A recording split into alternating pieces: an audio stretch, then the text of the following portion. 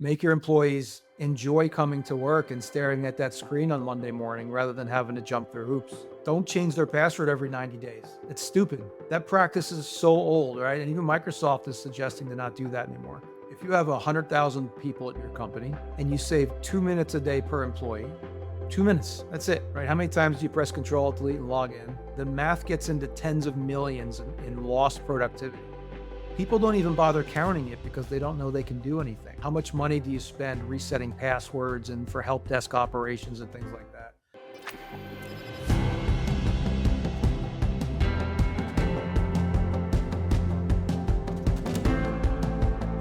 Welcome to the Peak IDV Executive Series video podcast, where I speak with executives, leaders, founders, and changemakers in the digital identity space. I'm your host, Steve Craig, founder and Chief Enablement Officer for Peak IDV.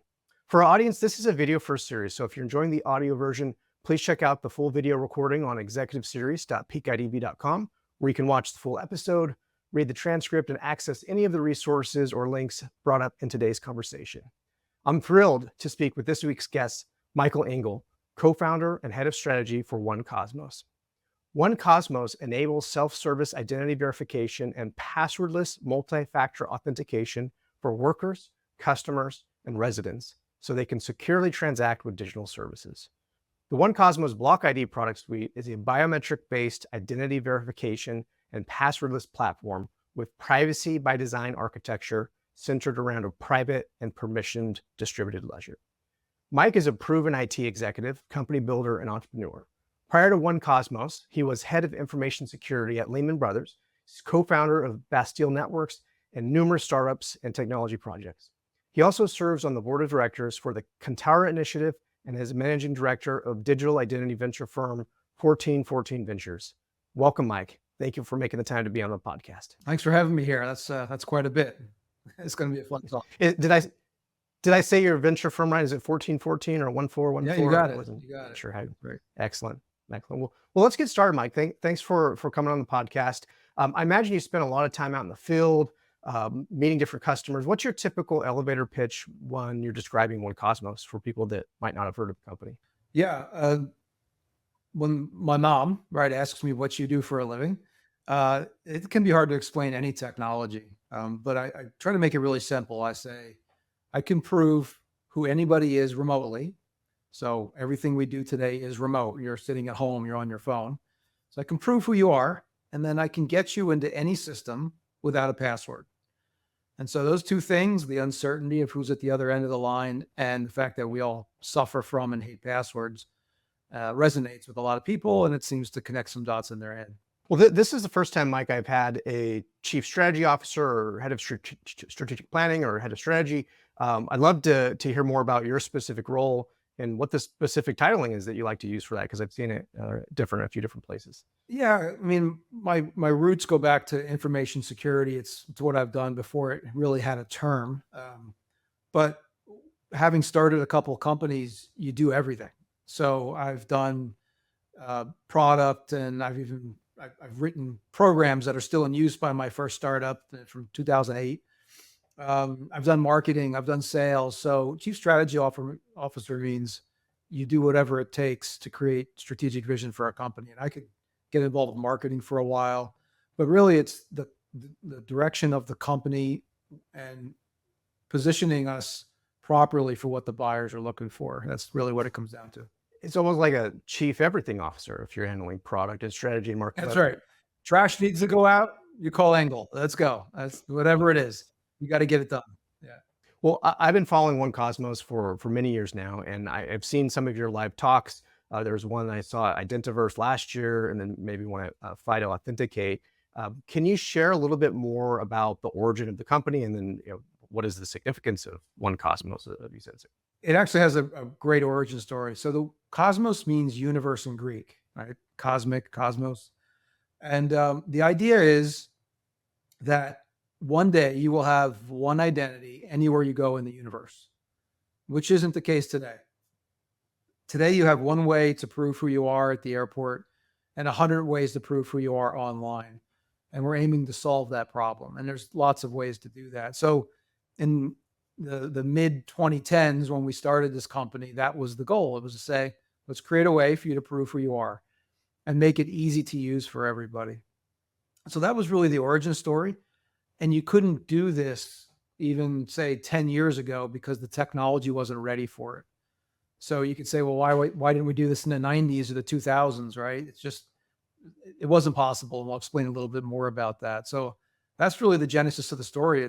We just want to be able to prove who we are and stop bad guys from taking over our identities. It's interesting you mentioned, why didn't we do this in the 90s? I recall Microsoft, they had a passport program that they were trying to put out in the late 90s, early 2000s, and the technology just wasn't there. So timing's everything.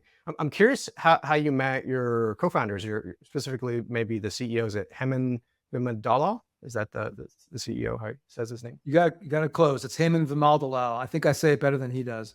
But yeah, so it's funny. I in the information security world, a lot of InfoSec people, because a lot of the people that worked either with or for me in the past are now heads of security all over the world. But I didn't know Heyman until a common CISO or a head of security at a bank said, you got to meet this guy. And so I'm like, yeah, not now, I'm busy, whatever. So it took a while, but a year later we got together and he was just finishing up building his last company. His last company was called Simeo. He grew that to like 1,000 employees, just really successful. And he's a sharp dude. So I said, you know what? Let me dive in and see what he's thinking about next. And we started putting the ideas for this together. So it was really just a mutual friend that brought us together in turn of events. And when you got started, what was the first target market or beachhead market use case that you were starting out on with the company? Well, it's funny. Almost every startup and then scale up as they get bigger has pivots, right? If you think about it, like Okta started off as some way to get into Salesforce, right? Just like there's these turns in the road. We started with creating that identity you could use anywhere. It was called self-sovereign identity. So imagine if you could hold your identity 100% in your possession, protected with a private blockchain, and you could use it anywhere. Great. Sounds great. But there's a chicken and an egg problem. It's like the first day that Apple Pay hit the market, you couldn't use it anywhere, right? You need the network effect. So early on, we said, you know what, let's focus on that, but let's really figure out how to solve the day one identity problems, which is getting into your corporate systems, right? How many times have you had to use a password today? Probably pretty many, right? Already just today. And so we focused on that, and that worked out really well because companies were struggling with two-factor authentication or a lack of it and looking for better ways to do it. So we went from this, I have my own identity, I can use it anywhere, to let's solve the authentication problems and figure out how to introduce identity over time. And that's really how we evolved. And what markets and industries are you focused on today with 1Kosmos? Because identity is ubiquitous. You need it everywhere, right? You need it if you're shopping at the holidays, logging into your corporate system, logging into government systems, it doesn't matter. So I think we've touched just about every vertical out there already. The early adopters are typically financial services. They have more money. They have all the bad guys are going after them. So we started there and we're very successful early on. Same thing with like telco operators and other tech companies that service lots of clients. So that's kind of where we started. Federal government as well. On the financial services topic, before we go too deep into 1Kosmos, I'd love to hear about your time at Lehman Brothers, where you were lead for information and corporate security. And looking at the time frame, just from your LinkedIn profile, 1996 up to 2008, when they collapsed effectively. It's pretty transformative for banking, where people started going online to bank for the first time, opening accounts, et cetera. How did you see both the IT world of online and then this physical security side of it? How was that evolving during that time period when the internet was? Yeah, I thought that physical and security would come together more than it has. It's happened at some organizations where you take a holistic view at protecting assets and information together. But it hasn't gotten as much traction as I thought. I was trying to do that back in the late 2000s. So I built the InfoSec program and then took on the physical security technology. And that's your cameras and doors and access control and biometrics in the data center, right? So it was really, really powerful because what do you do in physical security? You try to know who it is that's getting into your data center or coming into your building. And it may sound familiar as to what we've been talking about for the past 10 minutes. If you know who it is, your job gets a lot easier. So I've learned how to solve logical and physical problems with identity and actually create a lot of ROI on both of those fronts. So it was a good time, but I'm really focused more on the identity and infosec side at this time. Well, with Lehman Brothers, and just looking at the time frame, it looked like you were there right up to the end. They collapsed as part of the financial crisis and over leverage and all the other banks that had issues there. What was it like to have to wind down a company that probably amassed a ton of personal information, especially for employees and customers? So could take us back to that process for yourself? Yeah, it was surreal. I was in the executive gym with the president a couple months before it went bankrupt, and we're shaving after we worked out. I'm like, "Hey, Joe," his name was Joe Gregory. "Joe, we gonna be all right, right?" And he's like, "Yeah, don't worry. I saw this in '94 and the great crash of '87." He's like, "It'll be fine." And then, he was the first one to go, and then the whole company went. Then not too much longer after that. So it was, yeah, it sucked because every employee lost so much equity. They paid you equity back then. Equity's now zero. But that's okay. There's worse problems to have in life, right? Like whatever, you make more money, you figure it out. What it was like, well, just seeing people carry the boxes on their shoulder going out 745 7th Avenue in New York City. Well, no, that thought will never leave my mind. It's like, where were you when the Challenger space shuttle exploded? And where were you when Lehman Brothers went bankrupt? It's like they're right up there with, I wasn't involved in the unwinding because Barclays came in and bought the building for pennies on the dollar. My wife was heavily involved. She was CIO at the time, so she had massive responsibility. So I got to do a little bit vicariously through watching her work. But yeah, there's not much. It's just Enron, Lehman. Not much to report there after that. Yeah. Are there any lessons that you learned during that time that you carried into the future, perhaps, with 1Kosmos, how you think about risk and financial services? From a security perspective, yeah. I mean, well, first of all, don't put all your money in one stock. All right. So I worked there for 12 years. I had a lot of stock, right? But no, on the infosec side, Lehman was a great company because it was the right size and culture to get things done. So I was the first shop on Wall Street to really deploy IP video, internet video across. Yeah, like I had like 2,000 cameras that were IP enabled, and so now we can stream video anywhere. Where in the old days it was hardwired. We built the first account management system on Wall Street. It was called Total Access Control. A product called Thor Technologies was behind it. That got bought by Oracle down the road. So got to do some really neat things, and the culture there was just get it done, stop the bad guys. Very early adopters of intrusion detection and the first stateful firewalls that came out. So really got to do a lot of leading edge stuff. And I see identity now. It's still the way we're doing it is leading edge, right? How many times have you had to really prove who you are online? Have you had to scan a driver's license with your phone recently? For myself, not Yourself, not yeah. recently, but I'm a little bit more advanced in how I've got my system set up. I know a lot of people go through that on a pretty frequent basis. They're opening accounts and whatnot. Right. Yeah. So just the way you open bank accounts today, it's still antiquated. You're still asking secret questions, right? What was your mother's shoe size when you were 7? That type of stuff that the hackers all know. And so I'm still in that a little bit of an evangelistic space where I have to show people the good news and then convince them to adopt it. And that's really what it was at Lehman too. You can get too far ahead on the curve and you're deploying technologies, what do they say? Creating a solution for a problem, or is there a problem? You're trying to find a problem for a solution, right? But no, I think it really did set the stage for me being able to bring this to the market in the masses. Well, with your financial services background and some of the other industries that you mentioned earlier that are the identity problem is so universal, you've got healthcare, you've got government, you've got a private sector, marketplace, all of these different industries share that common thread, which is knowing who that individual is. But they have nuances. They have differences in maybe they're regulated or not regulated.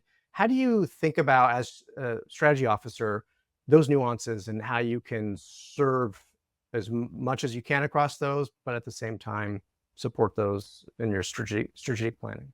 Yeah. So I mentioned that you couldn't do this 10 years ago, right?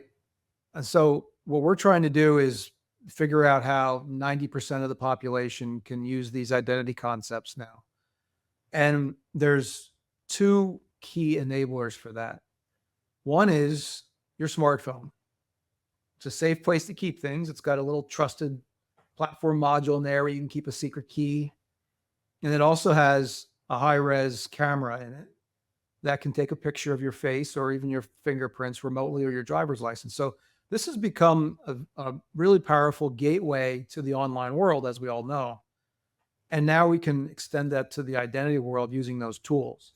The challenge is, what do you do when people can't or won't use an app or use a phone for some reason? Well, nearly every device at least has just the camera. So you and I are looking into this camera today. I can prove that you are Steve based on your face, the geometry of your face, your eyes, and all that stuff. And I'm sure you're thinking in the back of your head, well, aren't you afraid of deep fakes? And I'm sure we'll get to that.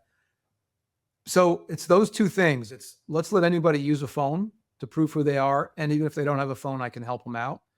That allows me to serve literally billions of end users with identity verification services.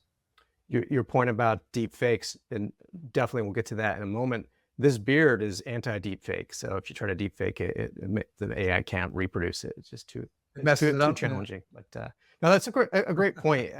Getting in a little bit deeper into the 1Kosmos product stack, I was browsing your website, and you have in your What We Do section, you talk about workforce, customer, citizen, sometimes it's referred to as resident. It's all powered by your BlockID platform. I'd love to learn more, like specifically about BlockID, and if it's connected to blockchain as an example, because there's a distributed ledger language at your site too. So can you go a little bit deeper on BlockID? Yeah, it is a platform. It's not just a tool or a single concept. There's three basic tenets to the platform. You mentioned verify. That's how you can prove that you're Steve Craig. So I can do that a number of different ways. I can have you scan your government credentials, or I can tap into third-party systems.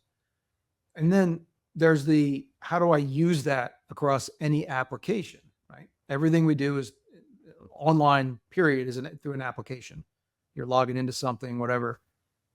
And so the platform then gives you over a dozen ways to reach out and ask Steve, prove who you are. So if you combine those two together, that's where the platform play comes in. So example, you're joining a new company today. You're going to go work for Goldman Sachs or Walmart. You have to prove who you are before you can start. It's called the I-9 process in the US, right? Well, just reach out to the platform and ask the user to prove it.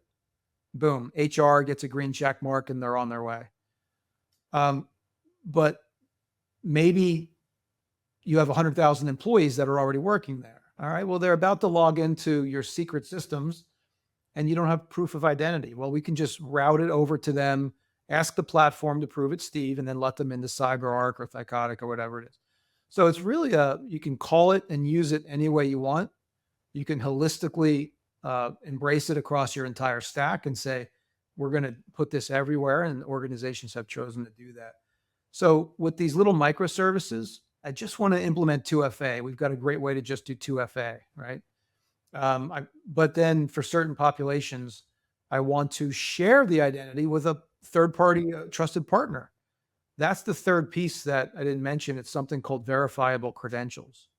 So I can allow you to prove who you are, package it up, and then through distributed ledger and public-private key technology, let you share it with anybody without them having to see your identity data. And that's the key thing. So the concept of verifiable credentials is something we were talking about in like 2018, but the world wasn't ready for it, but it's getting ready for it now. And I'm seeing it being adopted in various pockets around the world. So those are kind of the three things that are built into the platform. Across those three things, earlier you mentioned Okta. And when I think of Okta, I think of identity and access management. Where does BlockID fit into those ecosystems? Is it an enabling layer or does it replace them? How should I think about these services? It is. Yeah, it's an enabler. So Okta or Microsoft, right, Active Directory, or ForgeRock, or Ping, and some legacy plays like SiteMinder. Those are single sign-on systems. I don't like to call them identity providers because they don't really verify the identity. They have a username, a password, a 2FA, right?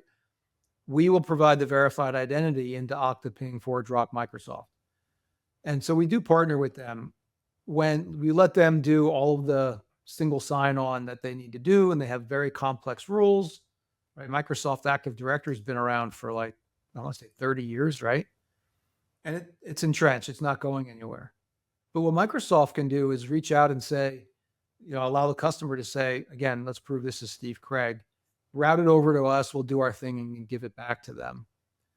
The other thing we do is those platforms that I mentioned only cover 20, 30, 40% of your environment.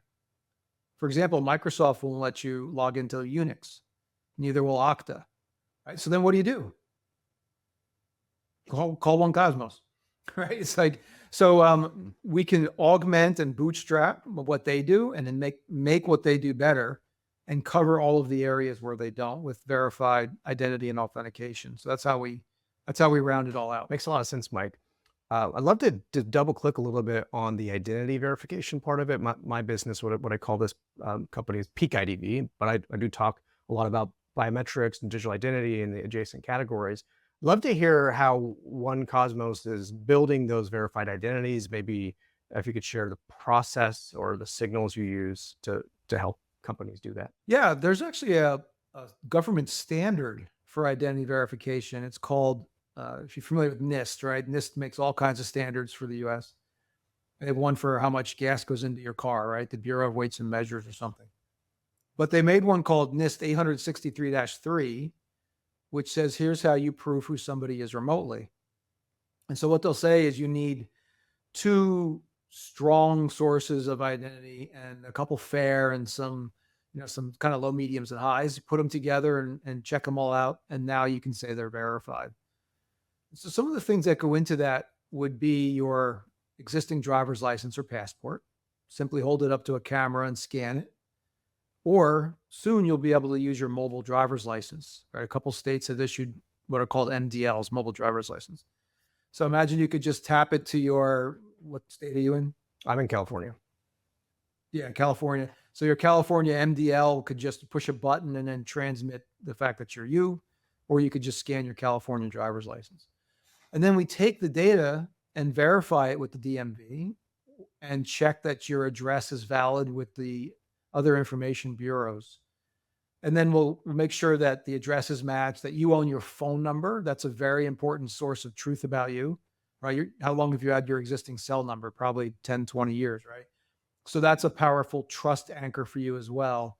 And I can even have you verify that you have a US bank account. Another strong source of truth about you, right? I've had the same Wells Fargo bank account for 10 years, and I can prove that I can log into it. So there's all these different, we call them sources of truth, and there's about 15 of them that we can tap into, depending on what the risk of the underlying system is that you're trying to secure. Do you provide flexibility to your customers on which signals they use, or do you have recommended paths that they have to use to achieve certain NIST levels? Yeah, completely flexible and API based. So if you just want to verify somebody's phone number, we've got a service for that. If you want to do just passports or just verify driver's license numbers, we can do that. Or I can just do a face matching algorithm. Say you have faces in your database and you want me to work with the user to verify them as an example. So it's very flexible, but we do have a fully baked, it's called a credential service provider. It's what the government uses. They'll say, hey, 1Kosmos, I need you to go verify Steve. Let me know when you're done and give me the data. And so I would walk you through like an 8-step process. I'll do all that heavy lifting. and then you hand a package over to the government after you give consent. So we have both models, piecemeal or the big kahuna. I've been in this space about 10 years, and I've seen practitioners of these technologies often start with replacing, as you mentioned, the security questions like the KBA. They put IDV in place, and then they say they're done, they're good, they have that, but then they don't think about that ongoing verification process of how to continually make sure that person is who he or she are claiming to be beyond that entry point. I liked on your site, you have this concept of identity assurance and authentication assurance. How do those pieces connect in the 1Kosmos world, from that initial IDV to making sure on an ongoing basis that that person is still that person? Yeah, that's where the blockchain really can be a powerful tool. So, and it's a private blockchain, right? We're not publishing something out on some public Ethereum ledger unless you want to, right? So once you prove who you are, I'll give you that proof and I'll let you keep it. And then every time you use or enhance your identity or authenticate, there's one entry written to the ledger. So on June 22nd, 2023, you proved who you are, ledger entry, and you used it 100 times, and then you added a driver's license, whatever. Well, the nature of blockchain says, here's how I can get back to the original block, right? That's how the whole cryptocurrency world works.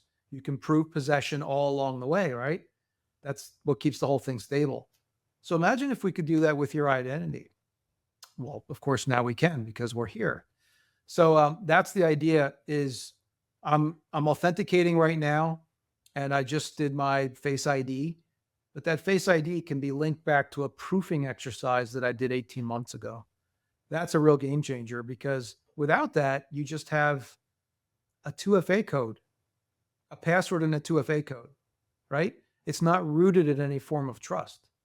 So that's one of the big differentiators between us and just an authenticator that's out there. And is there interoperability between, let's just say, Goldman and Walmart? We use those as examples. Do those two companies share access to that ledger, or the verified identities just within the ecosystem of that one enterprise? There's a couple ways to do it. So when wallets become more pervasive, today you have your Apple wallet you can put things in it, right? Like your Ticketmaster, or I think you can get into the TSA. So wallets will be a common standardized way to be able to share data between parties. And that's through that verifiable credential standard that I mentioned, W3C verifiable credentials. So W3C, right, they make the HTTP standard as well. They have a standard on here's how you share credentials between parties.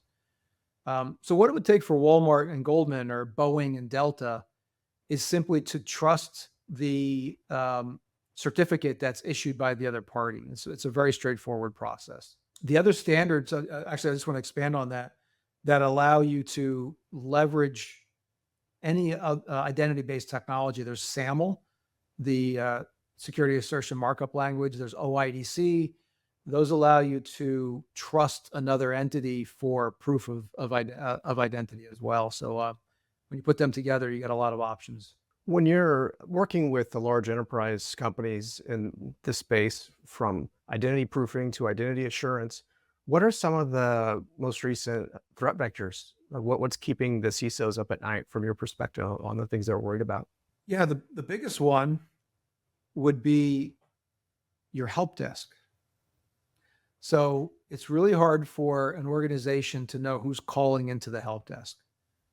And you've probably heard of Scattered Spider. Scattered Spider is one of the most famous hacking groups of the past year or two. They were the ones that took down MGM and Caesars and a whole bunch of other entities. So one of their common attack vectors is call the help desk and say, I'm Steve Craig. I've got my employee number, probably because they stole it or bought it, right? And they work their way in through the help desk. Well, what we're doing is we can drop in a tool that's literally ready to use in a day. That'll say, that's great, Steve, but I don't need your mother's shoe size anymore. I want you to prove your identity. We'll send you a link. You click it. Takes about 90 seconds. the help desk operator's screen turns green and you're in, or not. And that use case has had our phones ringing off the hook because of the threat. The other one is knowing who you're hiring. So the North Koreans have figured out how to inject themselves into a couple, I want to say dozen companies at a minimum here in the US with fake identities. And so imagine if you hire somebody in Eastern Europe or North Korea or whatever, and it's not who you thought it was. That's a common use case for identity verification as well. That's keeping a lot of people up at night. Now, those insider threats, I've heard about those scenarios. They are becoming more and more common just because of the remote work and the need for talent globally. In preparing for this episode, I spent quite a bit of time on the 1Kosmos site, and I, for most of these episodes, do quite a bit of research. And I saw something on your site that I hadn't seen really in any other website. You had a whole section around digital identity 101, and then you had a whole sub part of the website on a MITRE attack. Can you talk us through the MITRE attack and how 1Kosmos thinks about those threats? Yeah, the MITRE attack. So for those that don't know what MITRE is, they're I want to say they're a nonprofit that offers all kinds of resources to the public, R&D projects. They're all about information security and threat. And they made this framework, and MITRE is spelled MITRE if you're looking it up, but it's the attack, ATT&CK. And it stands for, I'm going to mess it up a little bit, but it's adversarial tactics, techniques, I want to say, and common knowledge, ATT&CK.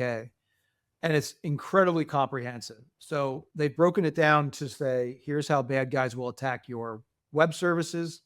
Here's how they'll attack your mobile apps. Here's how they'll attack your industrial controls.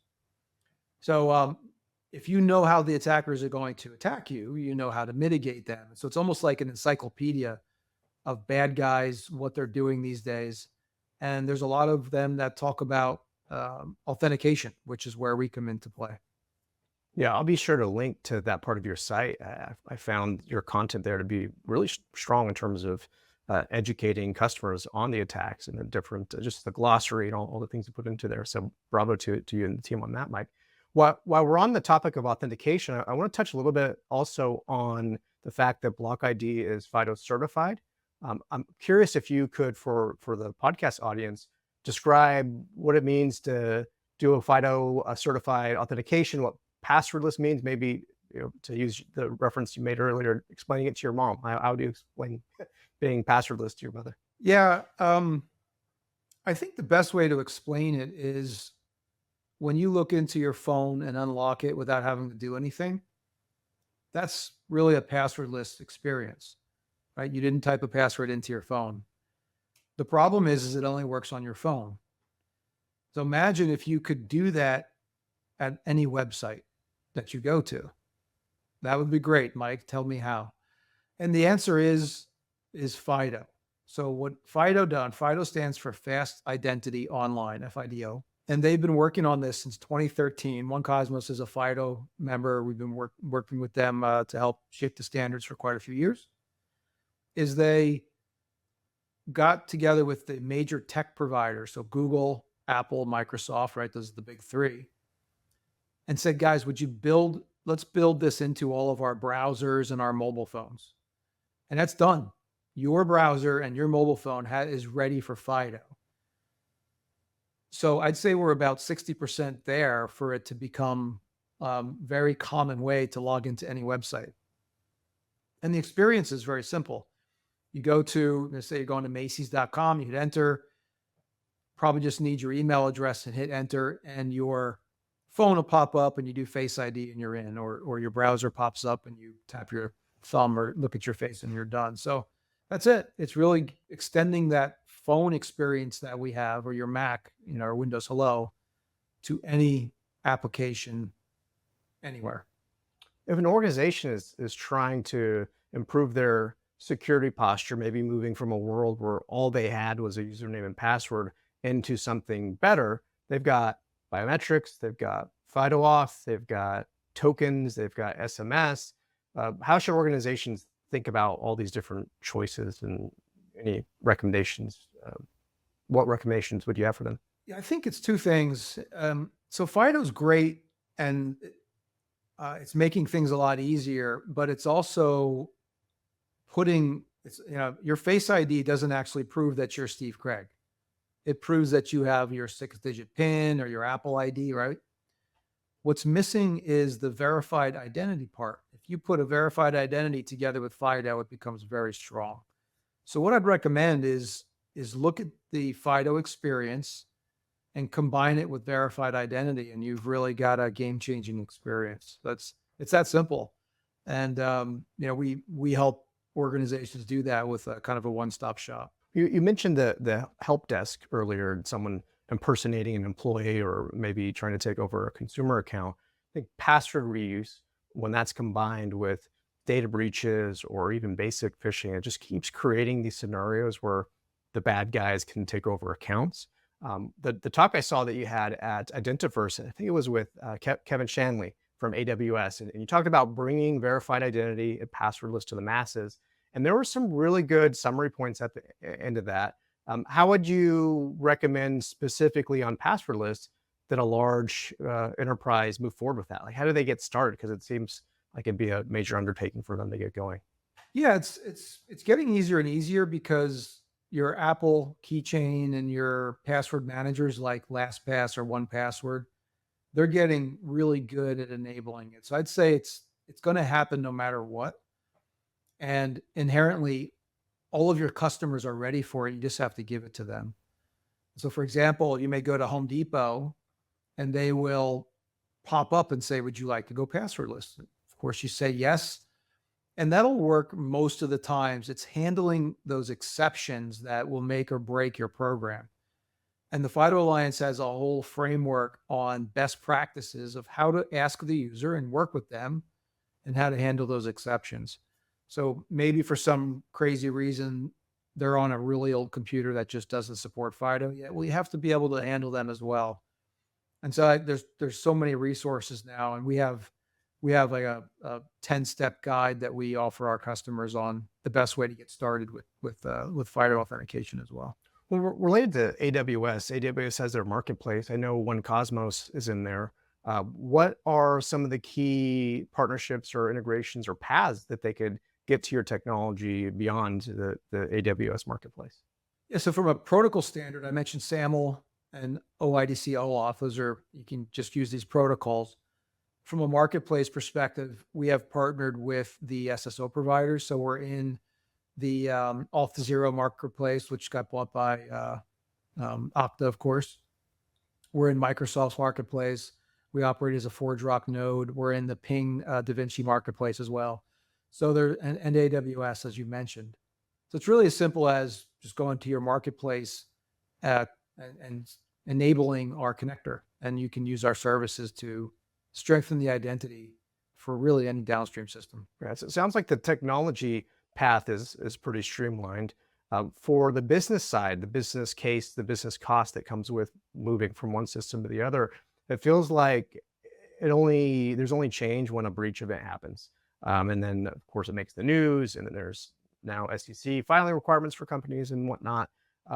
What do you think what's the counter argument on being proactive, and what is the business return on investment that, say, a CISO or IT leader could see in moving this direction versus the status quo? Yeah, there's a couple levers to pull on. There's three that we focus on.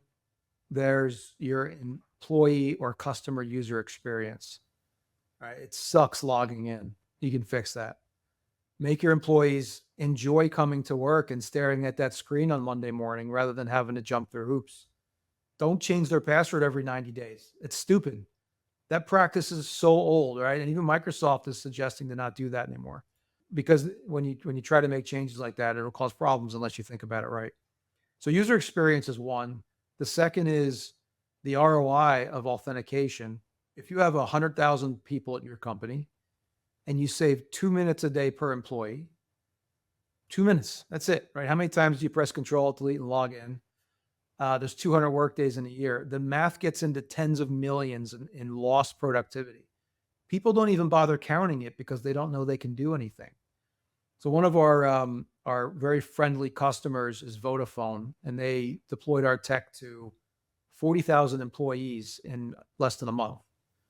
They they demonstrated savings of multi-millions of dollars in the first year just by measuring the time and the that they weren't wasting anymore. So there's money just sitting there that any CIO or CFO can go get. And then the other one is, how much money do you spend resetting passwords and for help desk operations and things like that? Of course, there's all the security problems that you're fixing as well. I think those kind of go without saying today, and they're hard to measure unless you know how much your cyber insurance costs and you've had a big breach, and then watch how much it goes up if you can even get it. So yeah, plenty of levers to pull on from an efficiency and cost savings perspective. Are there tools that you offer during a discovery process with enterprise to help them make these calculations? And Yeah, they're industry standard tools. So we'll measure the net promoter score or customer satisfaction surveys. So before we start a deployment, we'll say, listen, please go ask your employees or customers how much they like logging in today.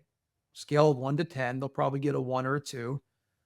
And they'll be like, well, why do you want to do that? Because we're going to ask them in 6 months and you're going to get an 8 or a 9, maybe even a 10. And then you'll have this high five moment from your users making security better. So they're standard tools. People forget to use them, or we'll give them best practices on that. And then we have ROI calculators that you can just punch in some simple numbers, scrub some log files to see, all right, it takes me 15 seconds to log in today. Username, password, go fetch a code. I'm going to get that down to 3. And so then simple math. So keeping the tool simple is a great enabler. excellent, excellent. Well, Mike, we're almost out of time. I have just a few questions I want to run by you. One thing we talked about earlier was deepfakes, and I have got a question for you around that. We saw about 6 months ago, there was a lot of news around this Hong Kong deepfake where it was a CFO or someone in finance moved 25 million and that was lost. And it was all because of a deepfake video call. And then there's other companies that quote like X thousands% of deepfake attacks, but then others say, actually, it's because we had very few. And of course, it looks like 1,000% increase.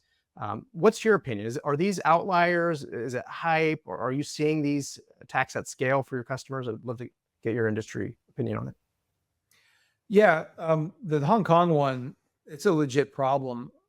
My friends in the industry are seeing real attacks from, against their system. So I think we're going to see more and more of that. The political front is also inundated with fake political campaign messages, either a voice call or even there's tons of video calls. I saw some amazing articles on this. So it is a real problem. There's a couple of compensating controls. There's the bad guys are using AI and Soras of the world to generate the fake video. I have 5 tools on this computer that could have me become you pretty quickly, although the beard does make it a little harder. So keep rocking that beard. All right. So now there's also AI tools to detect the AI, because your head will be moving a certain way. Right now, you're blinking a certain amount of times.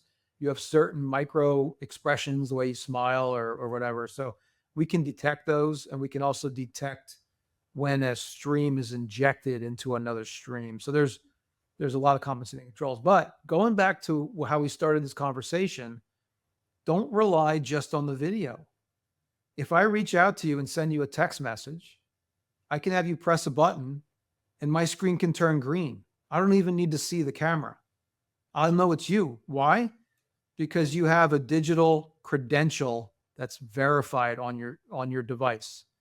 So it's a combination of compensating controls that I think will be when you have that real verified identity, and I can do the equivalent of holding up a driver's license and saying, yeah, it's really me, right? So it's relying on one technology can get you into trouble. We're getting to the end of the podcast episode. I'm curious what you have planned at 1Kosmos for the balance of 2024. Are there any big roadmap items or major releases you have coming this year? Yeah, there's a couple. So we are pushing into the federal government quite heavily. So because we're government certified at NIST 863-3, we're able to serve any public facing agency. So you'll see a lot of us out there in DC and around.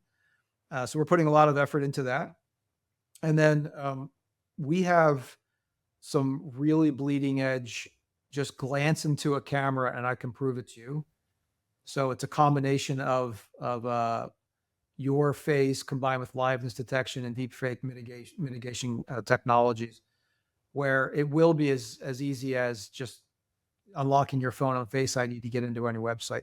Because the one of the big problem with wallets is when you lose it, you have to go start from scratch. So we have a wallet recovery that is a game changer. So yeah, we're pretty excited about some of the technologies we have coming down the pike. Great. Well, I'll be sure to track your announcements from your LinkedIn and from your website. It sounds amazing. Well, we're at time, Mike. If you've seen any of these episodes of Executive Series, I like to go a little bit beyond the professional profile, see the person behind the press release, so to speak. And I spent time doing research, but I couldn't find much about the personal side of Mike Engle, which might be by design. Perhaps you're limiting what's out there. Can you share with us on the podcast passions, hobbies, activities that you like to do outside of the business and technology world? Yeah, we stay off the TikToks and stuff like that just because of our background in InfoSec. So you won't find me on Facebook. Maybe a little bit of old stuff, but yeah, we have a pretty big family. We spend a lot of time doing family stuff, hanging out with family and friends, and we spend a lot of time on the water. So sailing. My son had a lifeguarding tournament today, so we spent 3 hours paddling and swimming. Not me; I'm a little old for that, but my wife's always been a fan of the water. So we're anytime we can, we're there, and we'll take one trip a year to a warm destination to keep that theme going in the winter. So pretty simple. Well, great. Thank you so much, Mike, for being on the podcast. For those that are listening or watching or reading the transcript, what type of conversations would you invite to have? Like, what would you like to hear from the market? Yeah, let's have a talk about how we can make your customers and their employees' lives better and easier. So the bad guys are getting really good at this stuff, and we have the right tools to kind of fight back. So let's do that. Let's have a conversation. Very cool. And do you have any shows planned for the fall where you're going to speak at again? Any repeat? Yeah, we do Identiverse, the Gartner IAM conference, Identity Week in DC is coming up in, I want to say September, October. We go to Octane and if anything with an identity focused is definitely one. We go to RSA every year as well. Very cool. Very cool. Well, thank you, Mike, so much for speaking with me. I look forward to watching your continued success with 1Kosmos, and I'll keep an eye out on these future releases you have around deepfake, liveness, and matching. That sounds like pretty cool. Please do. Thank you so much for having me on. I appreciate it.